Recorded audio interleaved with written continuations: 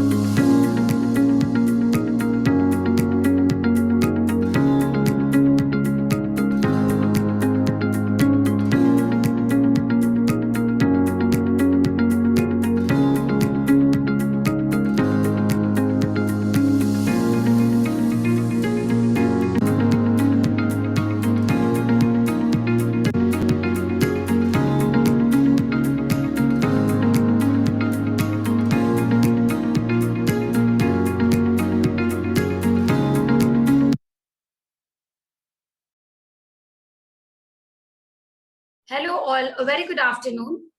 Before I start, I just wanted to know if I am audible. Yes, Ekta. Thank you so much. Thank you so much. So hello all, a very good afternoon. Myself, Ekta Dubey, and on behalf of the Brinalytics team and our partner Ozonetel, we welcome you all and thank you so much for being part of our webinar, which is Future Ready BPOs, Transforming Agents and Customer Experience. Before we start the webinar, there are a few guidelines that I would like to highlight and make you people aware of. I would request all the attendees to be on mute and please switch off their videos also when the speakers are taking the session. There would be a Q&A after each session where the attendees can ask to the respective speakers, if any. We have set a few guidelines for the Q&A. You need to raise your hands, unmute yourself, introduce yourself and put your question to the concerned speaker. As I've mentioned, requesting the attendees to please mute yourself. Moving on, I would first like to introduce our partner, Ozonetel.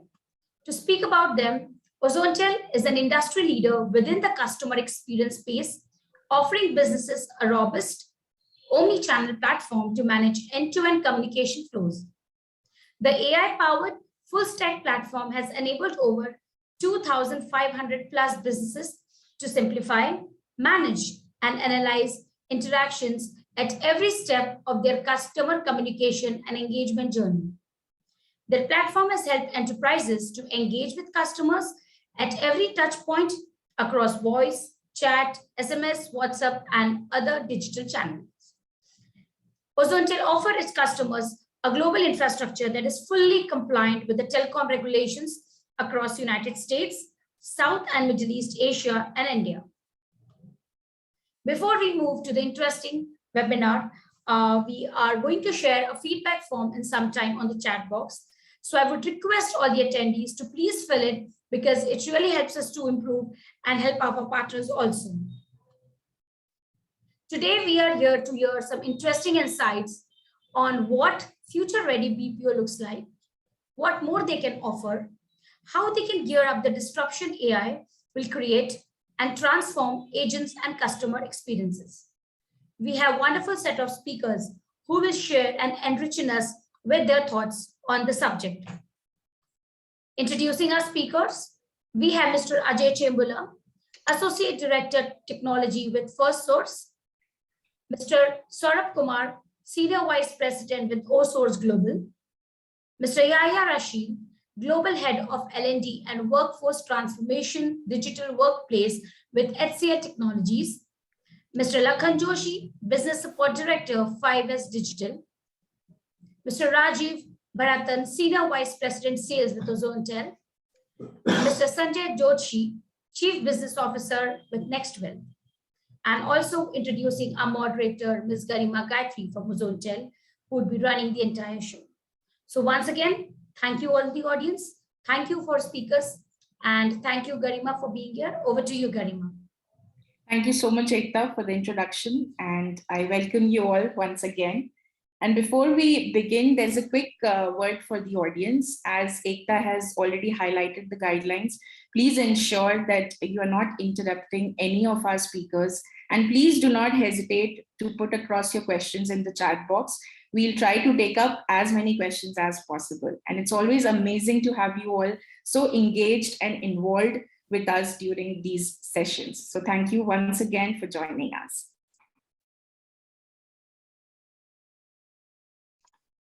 Adjusting to the changes of the past 2 years without impacting customer experience and accelerating digital transformation has been quite a challenge for BPOs. And adding to it is the pressure to remain competitive while creating value for customers. We can also see how business continuity has acquired a new meaning, and a hybrid working model is an integral part of this shift. BPOs definitely realize that a smarter workforce and lower attrition is critical to building future-proof strategies. Technology can be a game changer, introducing simple ways to manage this new workforce, improving the seamless CRM integrations or more transformative AI-based tools. Undoubtedly, BPOs need to move with the times. So today our focus will be to understand what future-ready BPOs look like, what more they can offer, how they can gear up for the disruption AI will create, and transform agent and customer experiences. On this note, I open the floor for all our speakers. Let's try and understand from your experience and expertise, what are some of the biggest challenges in BPO industry? So Sanjay, would you like to open the session for us? Sure, thanks, Garima. So it so happened that yesterday I was attending a NASSCOM event, and all the industry leaders were there, and this was this was a discussion that they were having, what are the challenges, and there were 4 recurring themes that they talked about. The first of which was technology itself. They talked about service model disruptions, service delivery, how it has changed. They talked about GRC, ESG, AR, how the technology is going to affect. The other was organization changes and new market dynamics, which was with respect to how the deals are going to get struck, what the pricing models, etc., would be. And then there were other issues like the EMEA war in EMEA, forex fluctuations, potential global recession. But the biggest of them all was talent. We also believe that currently talent is the biggest challenge, because there is a demand supply gap, because of which the salaries have got overheated, which in turn has made the attrition, which kind of has a destabilizing effect on the operations. Now, that is one part of it. The other part is that once you have a situation which needs to be handled, the whole of leadership is focusing on that area, and they are not even looking at pipeline building kind of a thing. And so everybody is distracted there. So talent definitely is one of the major challenges. And the other part is that, which is the hybrid model, which you also mentioned. It is still evolving. 3 years from home was 5% of the workforce of the associates, the agents, and it went to 95 to 100%. And now the organizations want these, and that's very easier said than done, and that has presented a challenge in its own right. Mm-hmm. So there's a lot of churn. At the end of this churn, there will be a good situation which will emerge out. But while it is happening and it's taking place right now, there will be a short-term pain. So these were some of the challenges. Totally, wholeheartedly kind of endorse this. Yeah. Thank you, Sanjay, for sharing these with us. And Lakhan, how would you like to add to this narrative? What are some of the biggest challenges that you are currently perceiving in the BPO industry space? Yeah, so thank you for that, Garima. So as rightly mentioned by Sanjay, okay, so talent is the challenge right now, okay. If you look at the requirement versus the delivery we have, okay, be it like two year down the line and the current situation, it's critical and everyone is hunting for the people, okay. But everyone is short with people now, right, nowadays. And because of that, the stress of existing people who is working on the processes, LOBs, okay, they have huge workload to manage. So this is one challenge right now. Yes, another one I can say is while the technology coming into the picture, okay, now if we talk about the call center agent or the executives, their job is now very difficult. And why? So earlier the calls or the chats they used to get was the any query, general, normal, where is my order, how to cancel it, and all that, right? Now chatbots, self-help, IVRS, and all that. So those queries are being solved by the technology. Okay. Now the questions, those coming to the call center executive or the agents are the difficult one, right? So, and those are critical cases wherein they are difficult to handle, or those are escalations, frustrated customers, they are coming on the one board, right? So this is the challenge currently we have. And as you talk about, the queries getting complex, how do you suggest businesses navigate through this? Because this is where we need to, work upon building a very strong knowledge base. So how do you suggest businesses go ahead with this? Absolutely.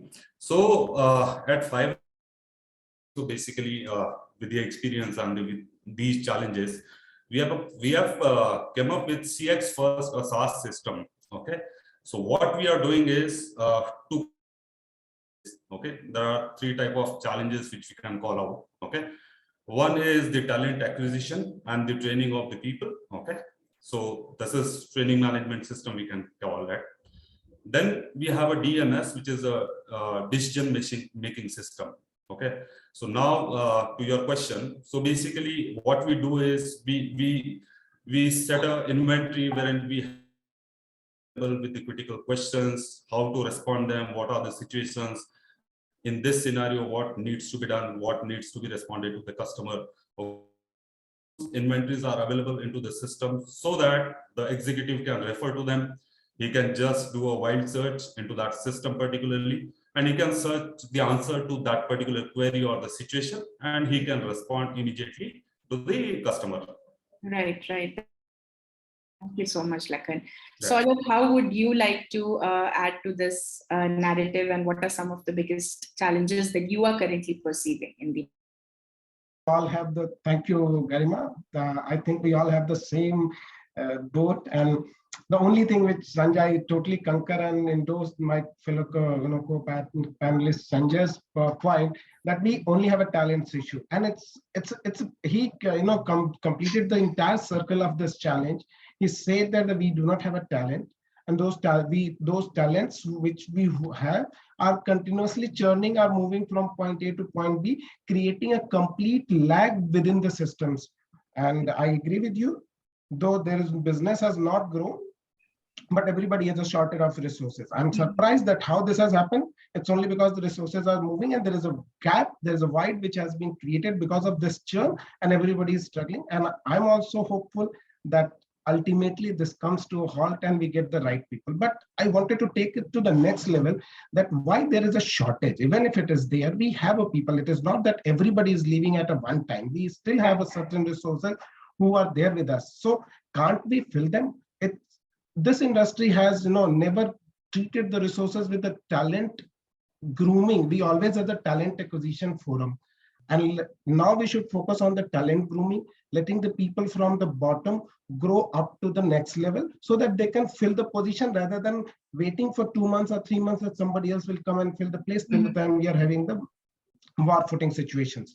So I think talent is the one thing. Second, I would concur is the pricing with the direct cost is our resource cost. And if it is going up, your margins are skewed. We need to think short-term survival is always on the pricing. So we need to think about the pricing, that how we structure ourselves and go to the customer, ensuring that we customer and we both have a win-win situation. I think if we address these two things, we'll be in a good shape. Right, absolutely. So that's it from my side. Yeah. And just to add to it, when you're talking about talent, when you're talking about human resource, what are some of the skills that you're looking at that, people should prioritize or employers should be looking at when they are selecting these candidates? I think it's a more to do with the jobs which we have. Number one, that's a primary. Secondary is definitely an outlook of a resource who can communicate, interact to his fellow, I would say, colleagues, and also to the customer to certain being established. I think resource is good enough to look out for. And ultimately, the resource has a zeal to go, to grow and go to the next level. That's for sure. Absolutely. Moving on, Rajiv, how would you like to answer this question? What are some of the biggest challenges that you feel that the industry is experiencing at the moment?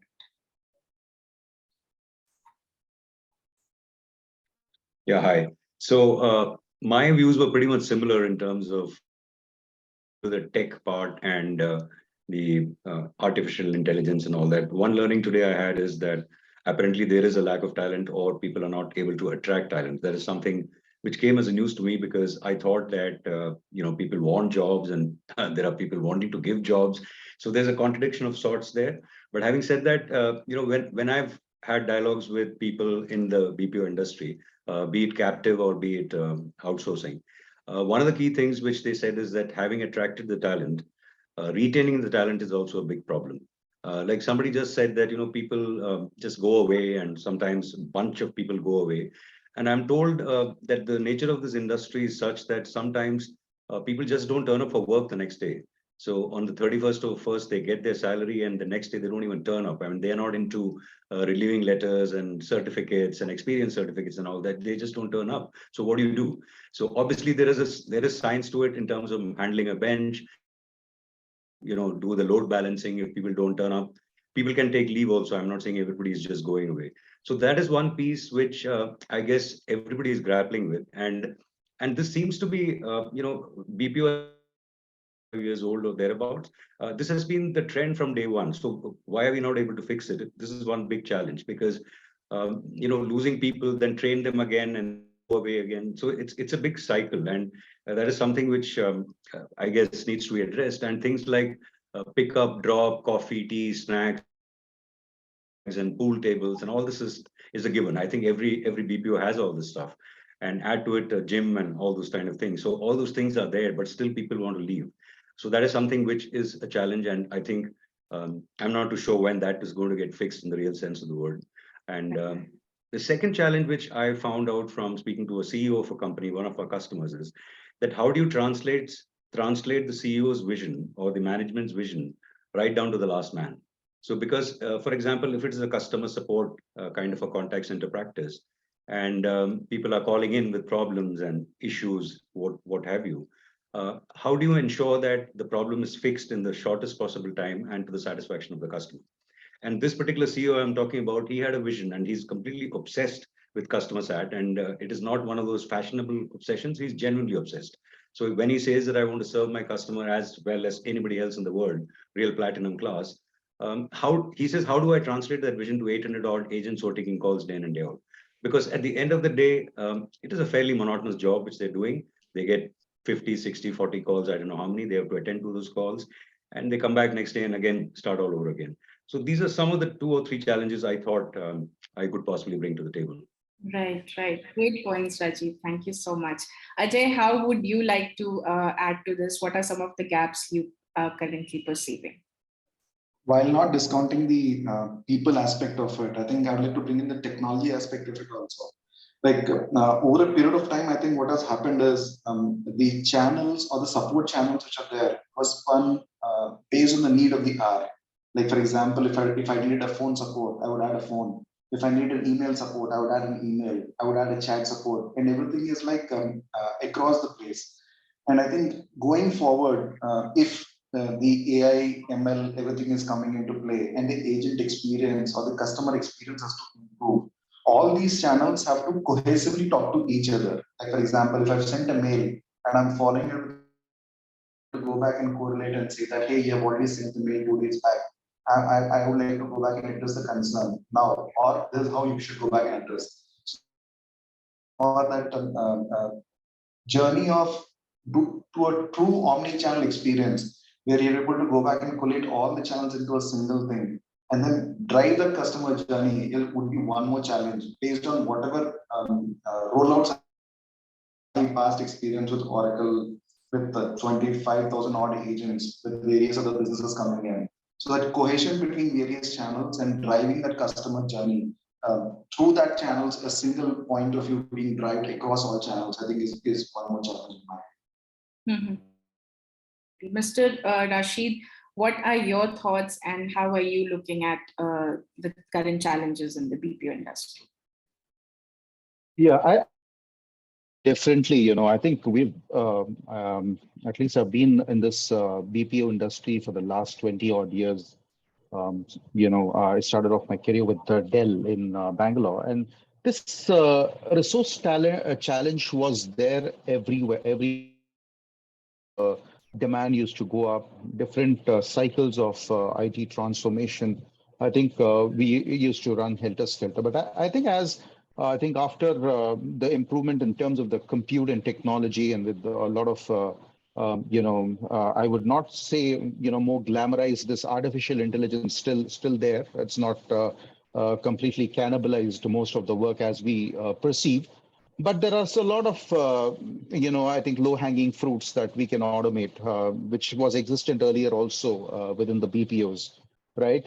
I think what we are doing, I think organizations today shouldn't be fixated about a certain skill and about a certain degree as a gate. Because from my expertise, I've been working with we have got these concept of tech Bs, where people with +2 or 12 grads who are doing phenomenally well. They are able to challenge the status quo. What we look at from a talent standpoint, and we are like producing a lot of good talent right across our schools and so on. So with that, we can look at is probably the employee is curious enough in terms of knowing to understand and so on. So get those churn in, forget about the churn. Churn will happen. Get these people at the 12 grades, train them on the skills. Don't focus on the degrees, get them on the right skill. As we have evolved, one thing we've figured out, right, with all the digital transformation and so on, it's not the breadth of the knowledge that matters now, it's the depth of the knowledge. So expose them in what is required. If an agent is providing the support on certain key technologies, expose them rather than giving the entire gamut of it. Cut down the training timelines, and you can increase the billability. Time to value is accelerated and so on, right? And then along with that, considering that churn will exist, strengthen your knowledge management process so that people don't carry the knowledge along with them. That's the biggest struggle today organizations face, right? So much of people dependencies. Cut that and bring that cut that slack and bring that document. There are a lot of tools today available within the marketplace, both homegrown and which are available on the cloud. Get those pretty much have that sorted with these automation tools. I think we should be able to sustain this. Resource challenges will be there. And what are the specific interventions, training and learning interventions that we should bring in? That is not a kind of a band-aid solution, but looking at it from a far-sighted approach, where what we are looking at, not focusing on plan, but a quarter-to-quarter plan. What kind of certifications that we need to enable our people to get there? I think that really solves most of our challenges. And that's my perspective.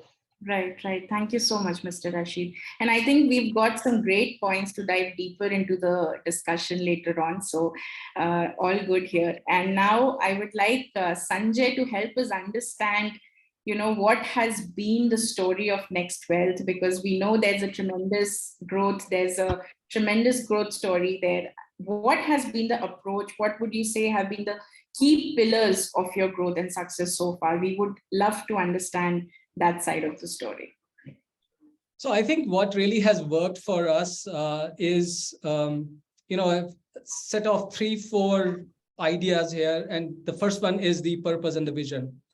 And the purpose and the vision is basically 10, 11 years back, the founders decided that there's a gap in these small towns where the 60 to 70% of the graduates in India are based out of small towns, and hardly any job opportunities there.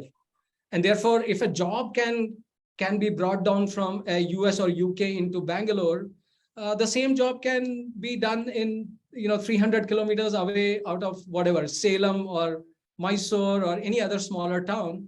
And that vision resonates very well with our customers. So that has been really a good experience. But in addition to that, there is a singular focus on quality from our side, which has really worked for us very well, because our biggest challenge has been to convince the customers that, hey, your critical project can be done out of small towns. And, they always have this doubt whether there is enough talent, there is, can it be done? Is there connectivity, etc. Just imagine today, also people ask this question, what would it have been 10, 11 years back? So you have to kind of imagine there. Today, it has become easier because people have seen due to pandemic that, everything is possible today. But 10 years, 11 years back, when the model did not exist, in some sense, we were pioneers there. So resonated very well with them. And we also wanted to kind of empower the women employees, because while the young men are allowed to go into cities and urban centers to look for career opportunities, young women, because of cultural reasons, are not allowed. And so that talent is totally wasted there. They have to compromise whatever jobs they get there. And we have seen firsthand that the moment you empower young women, it is very, very transformative. Absolutely. So that vision, then the singular focus on quality. The third is, total customer centricity. While everyone here obviously is customer centric, but in our case, many a times we had initially these FTE based models where the more efficient you get, it is not to our advantage. But having said that, we have delivered in many cases 100% efficiencies, knowing fully well that it may be in the short term, it may not really help us. But that has really helped us because the customer sees that there is sincerity in the overall delivery of the project. And we have looked at process improvement. We have created tools, technologies, platforms that enable us to do that on a consistent basis. That has also resonated very well with the customers, and a very big use of technology. I mean, we have collaborated with technology providers, plus in-house we have developed several tools which have allowed us to kind of deliver this kind of consistent grade of service. So today, after nearly 11, 12 years, starting from zero, we have 4,500 people working for us. 60% of them are women across 6 centers in 4 different states, with an attrition rate of less than 19%. So when I was mentioning about the talent deficit, I was kind of talking about the industry in general. That's the sense I got yesterday. But our attrition rate is around 18%, less than 19%, as I said, and an NPS score of 70. So obviously there is something right that we are doing, which is resonating very well with the customers. And the challenges, as I said, was convincing the customers that this kind of stuff could be done. So initially we've done pilots to convince them. And we said that let's do a trial for some period of time, or any other model that would kind of give them the confidence that this can be done. And the approach that we have applied is from inside, we just walk the talk. There are so many things that we articulate to our teams, the purpose, the vision, the ethics. We walk the talk, and we have a process whereby we we train our leadership, we train our agents as well as the leaders, and most of our leaders are in-house groomed leaders. And that has helped in terms of continuity. And 29% of the leadership that we have are women within the organization, and most of them have stayed with us, have been working for us for a long, long time. And so these are some of the things that really have helped us. Yeah, these 4 things that come to my mind. Very inspiring, Sanjay. And I think walking the talk has really made the difference here. And that is what that counts, because otherwise it's all jargons, right? And translating that into action is what takes all the courage. So thank you for sharing your journey with us. Moving on, Rajiv, we would like to understand from you, what are some of the biggest roadblocks that you perceive in understanding, first of all, in identifying if BPOs are working to their optimum potential? And where do you see the role of CCAS in all of this? Okay, as far as BPOs are concerned, I think, of course, we've got a panel of experts here. Most BPOs have a certain fundamental set of metrics which they measure. So, if it is a voice BPO, typically they would measure average talk time, they measure the after call time, they measure the calls in queue. And so there are various 4 or 5 or 6 parameters by which you can judge whether your BPO is functioning, at the right efficiency. So typically when we talk of, with no offense meant to on-prem service providers, the CCAS players like us, we have been able to provide a certain set of the reporting and the dashboards and the portals where supervisors and team leaders and management, everybody can just log in and see what is the efficiency of the floor, or what is the efficiency of a particular campaign or a particular location, what have you. So giving very enriched reports, giving good reporting tools by which you can easily measure even on an hourly basis as to what is the efficiency of your BPO. So to that extent, I think that has again not changed. So if we give them 5, 6, 7 metrics which they need to measure, depending on the process, 1 or 2 may vary here and there, but that's what it takes to run an efficient BPO. Similarly, a lot of inputs we give in terms of training. So training is another very important facet which agents have to go through, and that is something which is continuous. So that again, if we are able to highlight, if CCAS players are able to do that, we are able to highlight what are the deficiencies or what are the parameters on which the agents need to be trained better, or they have to be given certain inputs so that even things like voice modulation, the rate of speech at which an agent is speaking, all those kind of things come into play. So once we are able to give these kind of inputs, I think measuring the efficiency of the BPO becomes fairly simple in that sense. And then once you have all the data points and once you have all the reports and this with you, the management can take appropriate decisions as they go by. Right. So how can we train the agents better is a very important point. And moving on, Saurabh, I would like to understand from you, what are some of the initiatives have you taken to improve the agent experience? How can we simplify their lives? That's a very important question. And it would be great if you could break that down for us. What are some of the initiatives that you have particularly, taken at your organization, and in what ways has it helped enhance the agent experience? True.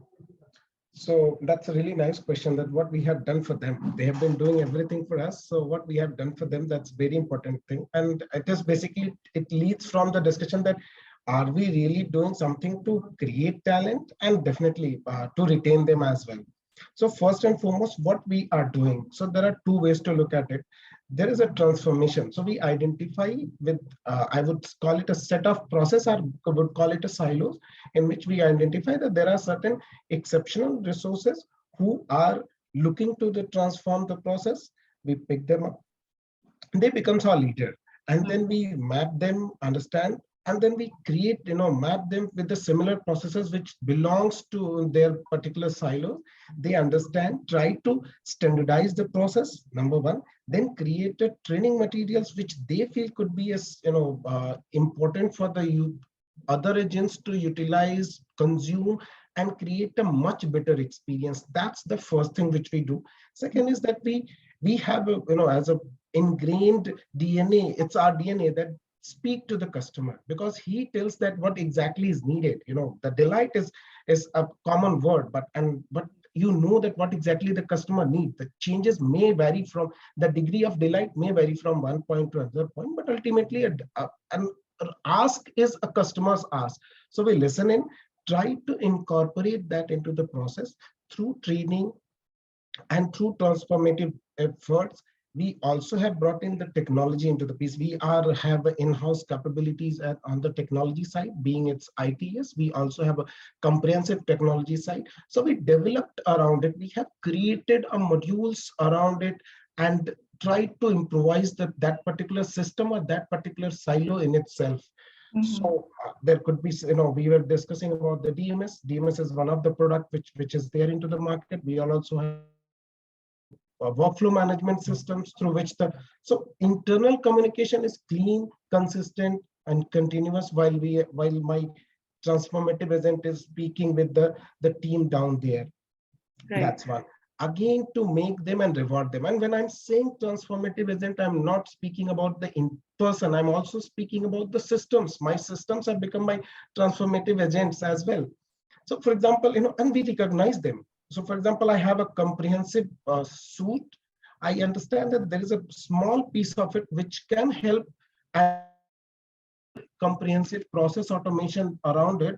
We pick them up, module them, give them a separate recognition. Like I give a separate recognition to my human agent, I give that separate recognition to my machine agent as well, and say that this is a product this will work and qualify the effort or would help the reduce effort in this particular area. For example, we have it's a very small tool, it's an accounting system in which every accounting system has a small piece of reconciliation tool.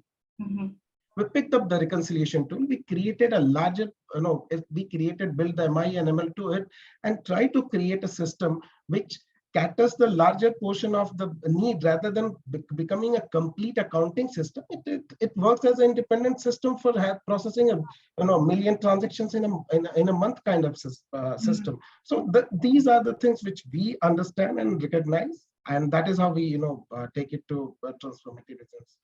Absolutely. Yeah. So Arvind, to what extent do you see this translating into better customer experiences? So if I could say so, we have a degree of, I would say that we measure ourselves that how my customer has grown and how exactly I have reduced the effort, or I would say putting the services into the place. I would call it anywhere between 30. Pre-COVID, we have been able to address that 30% into the, in terms of the growth versus my team deployment or my service deployment has been maintained. So we have been able to achieve to an extent of 28 to 30% pre-COVID. We are not measuring currently because, it's a hybrid model. Things are not exactly in the same position as it was. Benchmarking are a little tough, but yes, I can say that we can again go back to those levels once again. Right. Thank you. And digitization and AI, we also understand that BPOs need to stay relevant in an automation first world. So a big question today is that if companies begin to deploy AI-based bots, will the need for BPOs increase or decrease? BPOs definitely need to tap into their expertise and offer a differentiated service. This is something that we all can agree on.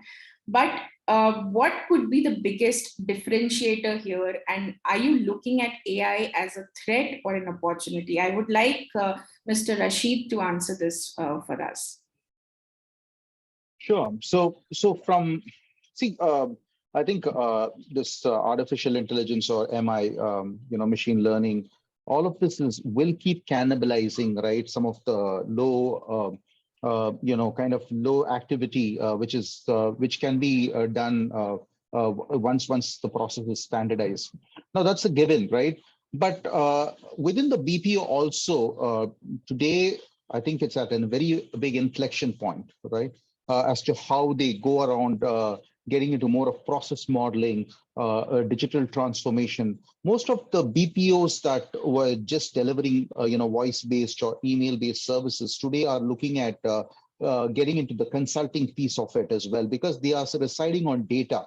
There's a big element today is they have access to what the consumer behaviors are, what their end product talks about, because the agent BPOs, the agents keep speaking to the customer. A lot of those informations gets passed on to, and then it becomes a kind of a use case or a proof of concept that they can look at.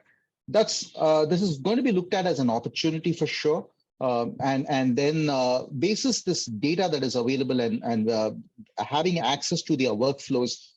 Today, BPOs are able to do the consulting, give them recommendations to the customers as to how they can actually simplify their own processes, their customer processes, and so on. And also, get into the value enabling, share of wallet, which is there. I think the recent stats is about close to $1.5 trillion.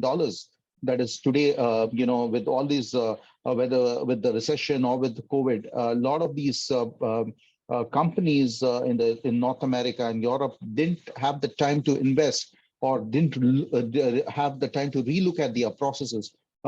Today, most of the companies are really accelerating that and then sharing those insights and making sense out of it and creating a new fine print. So within the agent community as well, right, there is an option, a career path for them to move into more high-skilled and more complex related arena, and also our BPOs, which today were mostly managing your mess for less, are getting into the value-enabled services, or VAS, which we call it, helping them keep things in good stead. So this is certainly not a threat. It's a great opportunity, to really stay relevant, as well as ensuring that you move up the value chain. Absolutely, absolutely. Lakhan, how would you like to add to this narrative? How are you looking at this big picture, and what could be the big differentiator here for BPOs? Okay, so see, technology, it is never a threat in my personal view. Okay, it is enabling us to deliver more or do best. Okay, so this is my simple and general view I follow it. While the technology is coming into the picture, or more into the AI automation is involved into the BPO industry now, with this, it will be helpful for the delivery and increasing the CX experience. This is what I see. Okay. At the same time, it is not a threat to anyone who is working, or it is like earlier we used to think that yes, if technology is there, then the jobs will be not there. But that is not the case. While implementing the technology, there are ample things to do which can be done by humans only. Okay, training the system, giving the right input to the system, right? So in that case, like rightly mentioned by Yaha as well. Okay, the human, those are working right now, they will be more skillful. They'll learn new technology, okay, new things, and they will give the inputs to the technology and the system to drive. Right, right. Ajay, what are your thoughts on this? I think you're in mute. Ajay, you're in mute. I think the way to look at this is like, if you ask me a direct question, is technology going to cannibalize, or the bots are going to cannibalize human capital? No, we are not at that point, at least for 1-2 years, in my opinion. But how do you see the differentiation happening? When the technology and the human are able to collaborate and then go back and give a value, that's when it's going to, that's what it was moving towards. Like a simple example can be, I can introduce a technology into a voice which detects a sentiment of the customer and gives a recommendation or a simple visual to the agent. Hey, customer is getting aggravated, tone down. So it's simple. It's a technology going back and assisting an agent to go back and perform his job in a better way. So whenever this is what, like, any collaboration of technology and agent is what will drive the differentiation, and that's what I see how the industry is moving towards. Right, right. So we've got some great. If I could just add to that, I'll take a minute. Yeah, Rajiv. So what Ajay just said in terms of the agent getting prompted and the agent getting help while on a call, because at the end of the day, we have to make his or her life easier in terms of handling the customer query.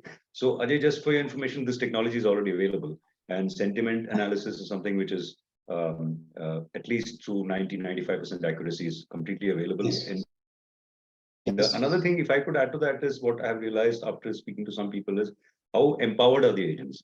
So for example, if the agent is handling a simple inbound customer service process, the empowerment level of the agent also, there is a direct bearing on the satisfaction of the customer. So if the agent is able to take a decision and kill the problem right there and then, rather than getting into a conference with the supervisor or getting an approval and telling the customer, I'll come back to you. An empowered agent, and in contact centers where or BPOs where agents are empowered, I think the CSAT ratios or the CSAT ratings are better. Yeah, and continuing on the same thought, I think we are implementing this for 2 of our clients, where we are going back and deploying this agent as kind of a solution, which includes sentiment, real-time alerts, all those are happening for internally coordinated deployment. Probably it will go live next month. Great. Okay. Right. Yeah. And before we move to concluding remarks, there are some thoughts by the audience here, and I think we can take up one question, which is regarding moonlighting.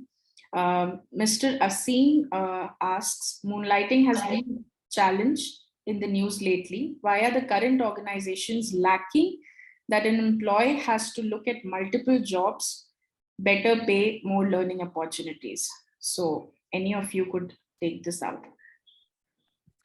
I think I'll have a stab at that.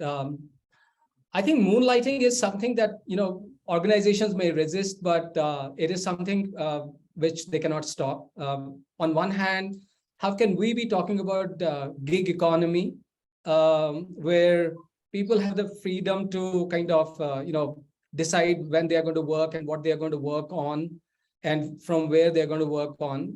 And on the other hand, we are saying that, okay, this is not allowed. And especially, in the context of AI ML doing the routine jobs, you will see that there will be a lot of focus on specialist resources. And if that is the case, it's not something that you can churn out in dozens or millions and look at the comparing it with the requirement. And therefore, you will inevitably reach a place where all these experts will be doing small gigs at multiple locations. How that model is going to evolve, what's the compensation going to look like? What's the engagement model going to look like? There is a lot to happen out there. It is in the process of evolution. But I personally believe that it is something that cannot be stopped.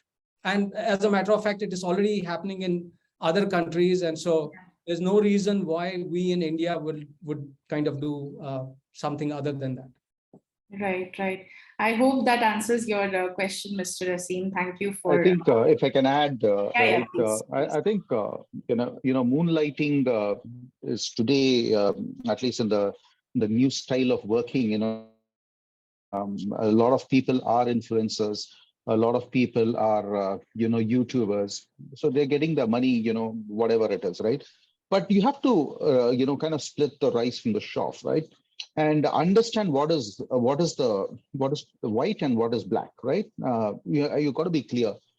People misusing the assets given by the company and within the time, I think that's ethics. There's that particular person has to get thrown out, because there's a complete conflict of interest. I think within their shift timings, if people are able to do it, with the assets that are given by the company, it's a big no. But what you do outside of your hours, and within your own set of devices, I think that you have to split it. And of course, even if you move to another company after you resign, there is a cooling off clause. The reason being, people get access to a lot of company insights, that can be easily misused. Eventually, nobody is invested and has gone through. So you got to be clear about what you are moonlighting in, which area you're moonlighting in, and then if it's clear interest, you're having your own devices, you're having your own time, then there's nothing wrong. You can have a transparent conversation. Right. Yeah, absolutely. So Garima, adding to what Yaya said and Sanjay also communicated, I'm trying to figure out that what exactly, if this question is coming from the I would call it the employer side, that why this is unethical. But understand, we in India, generally at a large place, we have always felt that the job is that the employee coming to office and at the evening he's going home. So he completes his shift and goes home. So we know that he is under our observation. So we had a certainty that he's not doing anything.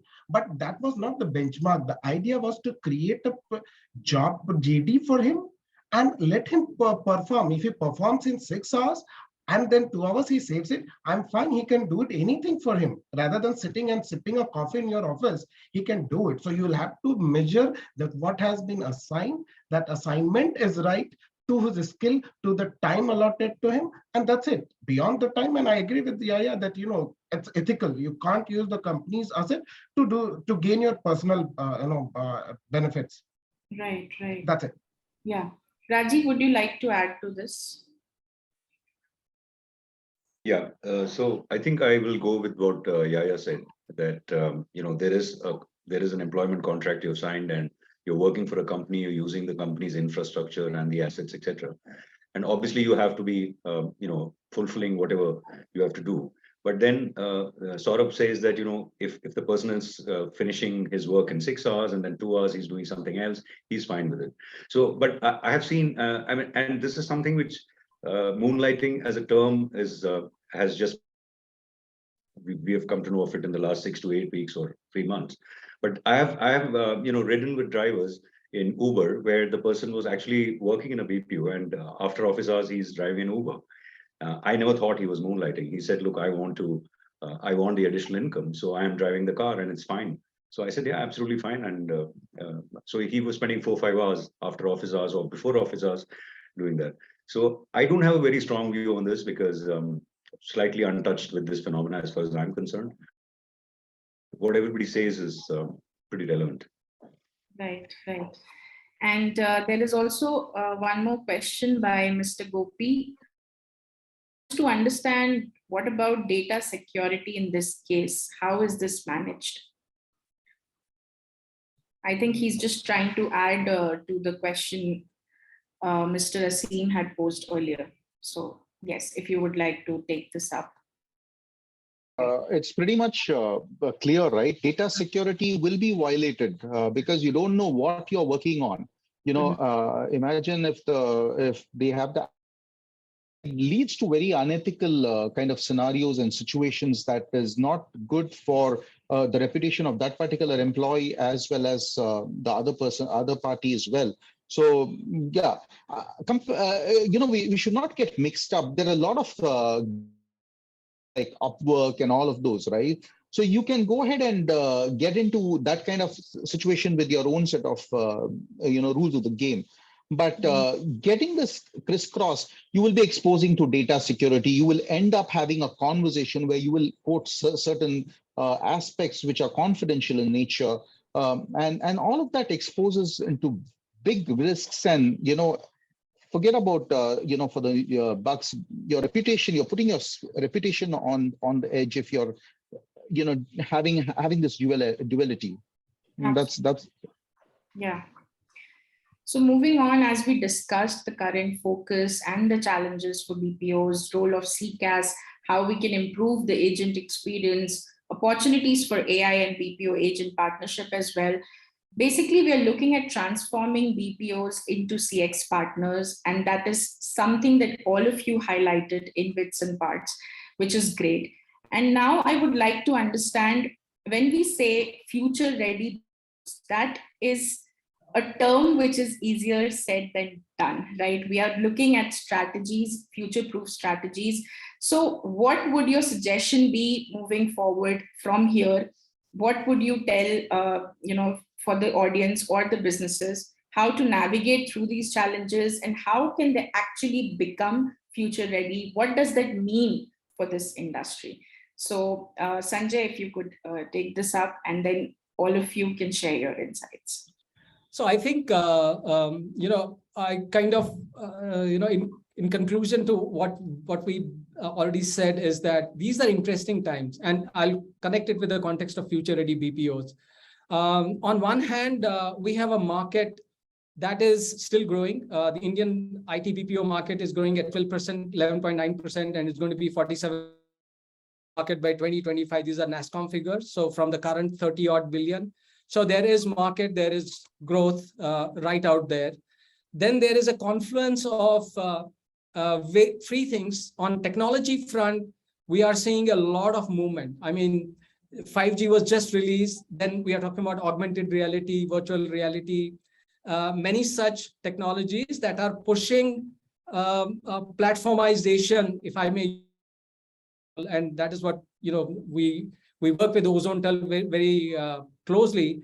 Cloud is there, and then there is platformization, which is the domain side of it, or creates those platforms where people can come together and interact, which in turn is pushing digital transformation. So today, the way I look at it is that we can deploy innovative customer workforce engagement models. So I can be working for a customer of mine from anywhere at any point of for the duration that I decide to, and I'll get paid instantly. So if it is happening in bits and pieces today, and it also kind of covers some of the discussion that we had on gig or moonlighting. Yeah. With respect to security, there are issues with respect to the ethical side of it. But I'm sure, while that is there are challenges in between. So all of us are going to be part of this whole journey, where we'll have to confront the challenges, we'll have to deal with the chaos. But in doing that, all of us will be creating history in some sense, in our own ways with our organizations. So my view is that it's a dynamic market. There's a lot of change which is happening. There are a lot of possible disruptions in terms of technology that are there. There is a desire to work from anywhere, whereas there's a little bit of tussle out there. So if you kind of weigh in, and the customer side, which is the expectation is that their queries, their issues will get resolved immediately, instantly, and to the best possible with the best possible professionalism in the least amount of time on the platform of their choice. So when you weigh all of this in, it's a very complex mix. Right. And the key is going to be the ability of organizations to be adaptive to this kind of dynamically changing situation. Training, a lot of focus on training, resource enhancement is going to be part of it. And a lot of infusion of technology on all sides is going to be the only way we can deal with it. So that's my little take on this. No, that's wonderful. And definitely exciting times, numerous possibilities, shifting customer expectations. Ajay, how are you looking at this? What would be your vision regarding this? I think the way to look at this is like future ready BPOs are no longer only a human capital or a human capital deployment. It's a combination of technology, human, and the customer engagement, the amount of data the BPO industry has under its purview. So I think the future no longer, when you go for a BPO for future, it is no longer going to be a people deployment. It is a consulting engagement with the combination of the technology and the customer engagement. It's the first leg to go back and talk to a customer or engaging the customer is the way to look at it. Right. Saurabh, how would you add to this? I think it is a system, more and more technology. That's what I could see here, and which my other co-panelists are also agreeing to the fact. And beyond that, we need to understand that let's go back to the drawing board and understand that what extra could we ask for from our customers, making them comfortable, first thing, and creating this as a benchmark, reaching out to the others in the fraternity, saying also be outsourced. This could also be given to the outside the periphery of your own domain, and there are people who can deliver you better ways. So finding out the new ideas, the new ways to get other side of the business is something which you'll have to say. And I know we have a mantra, rather it's a basically outsourcing mantra, that tell to the customer, do the best and outsource everything rest to us. So that's how we need to go back to our customer and keep asking that, and that is where, because the things will change. What we are doing will somebody we train the people, we have the people, they will go back to the other side. They will say that, look, this is comfortable, can be done. So only ever evolving situation can make us future ready. Right, right. That's it from my side. Go back to the customer. That's a great point. Lakhan, how would you like?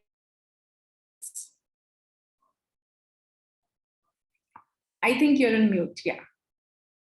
Okay, so all the pointers are covered, but yes, rightly mentioned by Saurabh as well, that we need to like keep an eye on what is changing, okay, how the market is reacting, okay, what are the technologies getting into the picture. So that is very important and to stay relevant. Okay, at the same time, in the current processes or the campaigns we have, we can do value adds, we can implement technology there, right? So with that only, you stay relevant with the technology time this time. Yeah. Right, right. Mr. Rashid, your final thoughts, please. You're on mute. I think pretty much what most of my colleagues and panelists have shared. Pretty much, I think what we'll see is more into getting into the niche area of the consulting piece. Make use of your oil, that is your data that today you're currently residing with.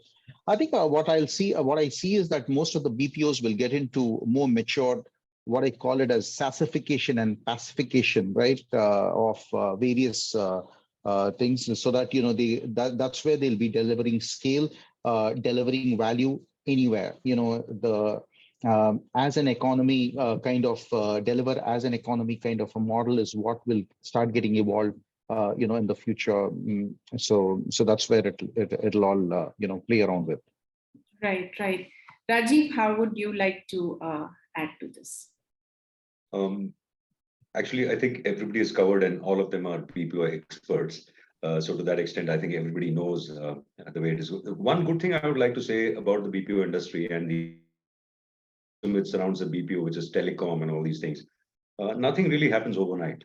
So you have enough time to plan. So for example, people knew that 5G will come at a finite time. And if you want to prepare yourself and if you want to see how you can leverage 5G, you have enough time to plan it.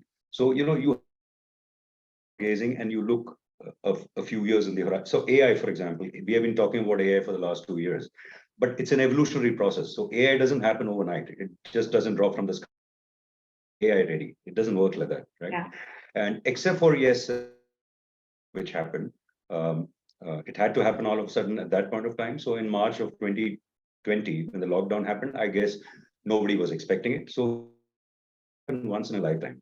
So it's not that these things happen every day. So if like I said, because it's an evolutionary process, I think BPO leaders and the people here in this panel have the time to plan and make yourself future ready. So there is a human element, there's a technology element, there's a real estate element, there's a geography element, which Sanjay mentioned. It is possible that if 5G is all over the country, do we really need fancy big buildings in places like Bangalore or Hyderabad or Chennai or Pune? You could be working from anywhere. So all those things. So it'll take time, but time to plan. And good, solid BPOs will always do that. And whenever that moment happens, they are ready. That's it. Right. So just adding to that, I think when we talk about future-ready BPOs, it's definitely a change in the making. And all of you have highlighted some great points here. Thank you for coming together for this conversation. It's been amazing. Thank you to the audience for staying with us till the end. There's also a feedback form in the chat section. I request you all to please fill that up. That would be great. But once again, thank you so much, everyone, for making time. And it's been wonderful listening to you and learning from you. Thank you so much. Thank you. Thank you. Thank you. So, of course, on the closing note, this is Ekta again from Branalytics. So on the closing note, I would like to thank all the speakers, Mr. Yaya, Mr. Lakhan, Mr. Saurabh, Mr. Ajay, Mr. Rajiv, Mr. Sanjay, and Garima for making this session so interesting. Thank you, audience, for really engaging the chat box for lovely questions and making it so interactive. We would be sharing the entire session video with each one of you. And also would be a request of a brainstorm session with our partners, Ozonetel. And we would love to reconnect you with these guys. So thank you once again, everyone. Have a lovely day ahead and stay safe. Thank you. Bye-bye. Thank you so much.